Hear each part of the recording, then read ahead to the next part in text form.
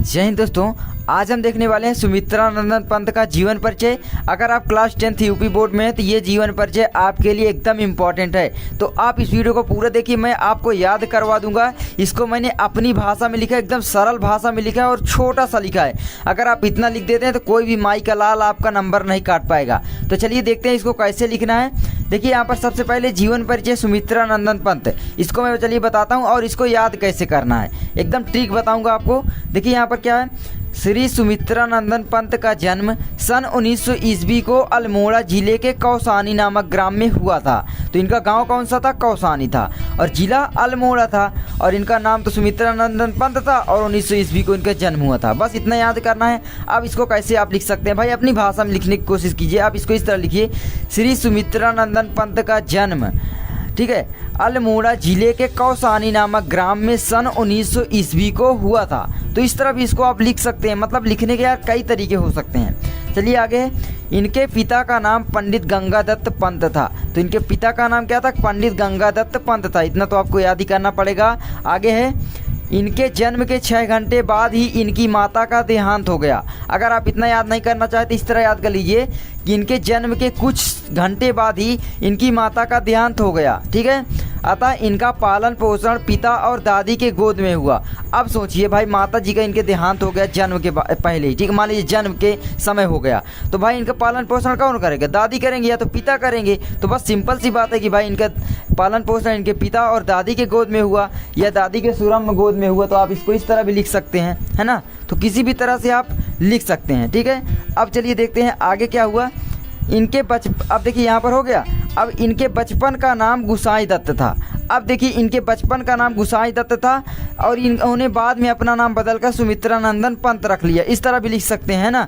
अब आगे, इनकी प्रारंभिक शिक्षा इनके अल्मोड़ा में ही हुई। तो मतलब इनकी प्रारंभिक शिक्षा जो हुई वो अल्मोड़ा में ही हुई, ठीक है, मतलब इनके गांव में हुई। बस सिंपल है। और उच्च शिक्षा के लिए वाराणसी गए, ठीक है, उच्च शिक्षा के लिए वाराणसी गए और यहाँ से इन्होंने 10वीं की परीक्षा उत्तीर्ण की। सिंपल सी बात है एकदम। मैंने अपनी भाषा में इसीलिए सरल से लिखा है। मैं जानता हूँ कहाँ कहाँ पर आप अटकते हैं, इसलिए मैंने सरल लिखा है कि आपको याद हो जाए। आगे, इन्होंने अपने बीए की परीक्षा के लिए इलाहाबाद में प्रवेश लिया, किंतु परीक्षा से पहले ही विद्यालय छूट गया। बस सिंपल से याद कीजिए कि इन्होंने अपने बीए की परीक्षा के लिए इलाहाबाद में प्रवेश लिया, किंतु परीक्षा से पहले ही विद्यालय छूट गया या पेपर ये नहीं दे पाए, क्योंकि गांधी जी के जो यहाँ पर आंदोलन हुए थे उनसे ये प्रभावित हो गए थे। तो आप ये भी लिख सकते हैं कि गांधी जी के असहयोग आंदोलन में इन्होंने भाग लिया था, इन्होंने बीए की परीक्षा को छोड़ दिया। इस तरह भी लिख सकते हैं, क्योंकि इन्होंने अपने मन से अपनी परीक्षा छोड़ी थी, ठीक है।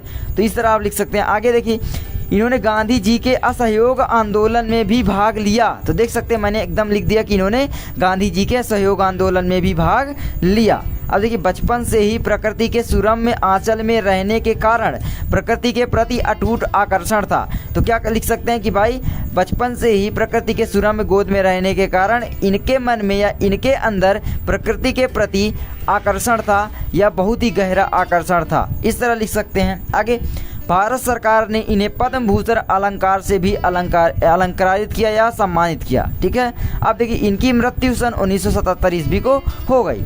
तो देखिए एकदम सिंपल सा मैंने लिखा है कि यार आपको याद एकदम हो जाएगा। तो इनकी रचनाएं चलिए देख लेते हैं। अभी थोड़ा सा जीवन परिचय आपको फिर से मैं याद करवा देता हूँ, फिर रचनाएं बताते हैं। तो देखिए यहाँ पर क्या है, श्री सुमित्रा नंदन पंत का जन्म सन 1900 ईस्वी को अल्मोड़ा जिले के कौसानी नामक ग्राम में हुआ था, ठीक है। इनके पिता का नाम पंडित गंगादत्त पंत।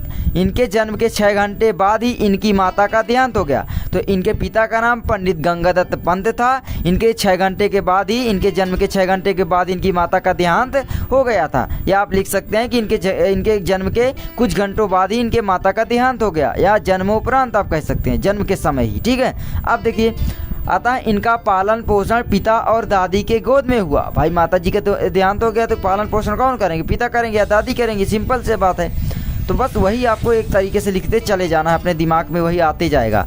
अब देखिए, इनके बचपन का नाम गुसाई दत्त था। तो इनके बचपन का नाम क्या था? गुसाई दत्त था। इन्होंने अपना नाम गुसाई दत्त से बदलकर अपने से स्वयं से क्या रखा था? सुमित्रा नंदन पंत रखा था। बस सिंपल सा है। अब देखिए, इनकी प्रारंभिक शिक्षा इनके अल्मोड़ा में ही हुई, या आप लिख सकते हैं इनकी प्रारंभिक शिक्षा इनके गाँव अल्मोड़ा में ही हुई। और उच्च शिक्षा के लिए वाराणसी गए और यहाँ से इन्होंने 10वीं की परीक्षा उत्तीर्ण की। सिंपल सी बात है कि भाई वाराणसी गए और वहाँ पर उन्होंने 10वीं की परीक्षा उत्तीर्ण की, एकदम सिंपल सी बात है।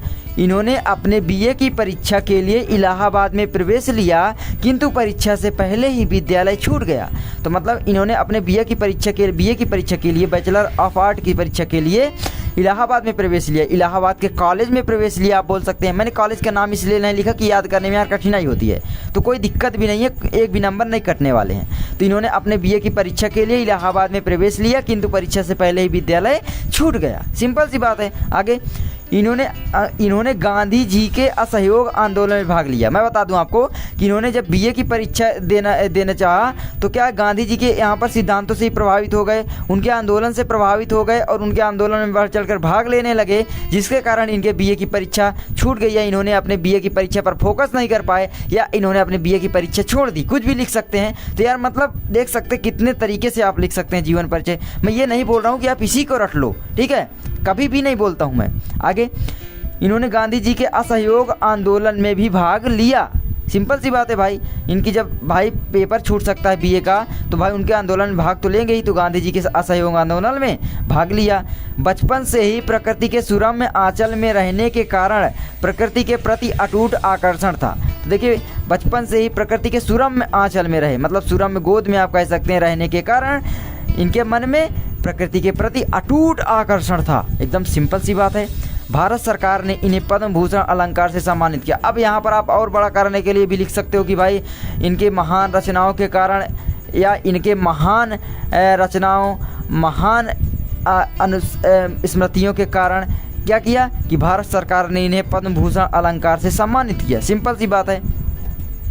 इनके महानताओं के सम्मान स्वरूप इन्हें भारत सरकार द्वारा भारत की उपाधि भारत रत्न से अलंकृत किया गया। इस तरह भी लिख सकते हैं। मतलब यार आपको अपने हिसाब से लिखना है, ये मैं नहीं बता सकता कि कैसे लिखना है, बस आपको अपने मन में जो वर्ड आना है उसी से लिखना है, आपको रटना नहीं है, ठीक है। अब देखिए इनकी मृत्यु सन 1977 ईस्वी को हो गई। ये तो याद ही करना पड़ेगा कि भाई इनका जन्म 1900 ईस्वी को हुआ था और 1977 को इनकी मृत्यु हो गई थी। बस सिंपल है, 77 वर्ष की आयु में। इतना ही याद रखेंगे तो आपका याद हो जाएगा, एकदम सिंपल सी बात है। अब चलिए रचनाएं देखते हैं। इसी तरह आपको लिख देना है रचनाएं। देखिए काव्य संग्रह, लोकायतन, चिदम्बरा, युगवाणी, पल्लव, वीणा आदि, ठीक है। क्या क्या है? लोकायतन, चिदम्बरा, युगवाणी, पल्लव, वीणा आदि। बस इनकी इस तरह से रचनाएं इंपॉर्टेंट जो है उन्हीं को मैंने लिखा है। इस तरह से बहुत सारी रचनाएं हैं तो उनको मैंने नहीं लिखा है। तो यार आप लोग इसको देखिए तैयार कर लीजिए। इस तरह से मैं आपको दिखाई दे रहा हूँ, ठीक है। देखिए आप स्क्रीनशॉट ले लीजिए, पहला स्क्रीनशॉट इस तरह से ले लीजिए और उसी को मिलाते जाइए, ठीक है। इस तरह से आप इस तरह से पूरा स्क्रीनशॉट लेते जाइए या लिख लीजिए कहीं पर, ठीक है। जितने भी मैं जीवन परिचय लिखा रहा हूँ उनको लिख लीजिए और उनको याद करने की कोशिश कीजिए। मतलब आपको रटना नहीं है बिल्कुल से। मतलब मेरा जीवन परिचय आपको एक बार देख लेना है वीडियो, अगर नहीं याद होती 2 बार 3 बार वीडियो देख लो, उसके बाद लिखने की कोशिश करो अपने भाषा में। ये नहीं है, मैं ये नहीं बोल रहा हूँ कि मैं जो लिखा हूँ वही एकदम बेहतर है, लेकिन हाँ आप अपनी भाषा में बेहतर बना सकते हैं इसको। मतलब यार जो एग्जामिनर होता है ना वो इस तरह से एकदम डिटेल से कभी नहीं चेक करता कापी, ठीक है। तो मतलब कि क्या है कि छोटा सा ही लिखना है, इतना बड़ा भी नहीं लिखना है। मैंने बहुत बड़ा ये लिख दिया। आपको केवल 4 या 8 लाइन में अगर लिख देंगे आधे पेज से 1 पेज में तो आपका 3 नंबर का होता है, पूरा क्लियर हो जाएगा। क्योंकि 1 नंबर तो आपका जो होता है वो रचनाएं के ही मिल जाते हैं। बस यार यही थी वीडियो। आई होप आपको समझ में आ गया होगा। मिलते हैं नेक्स्ट वीडियो में।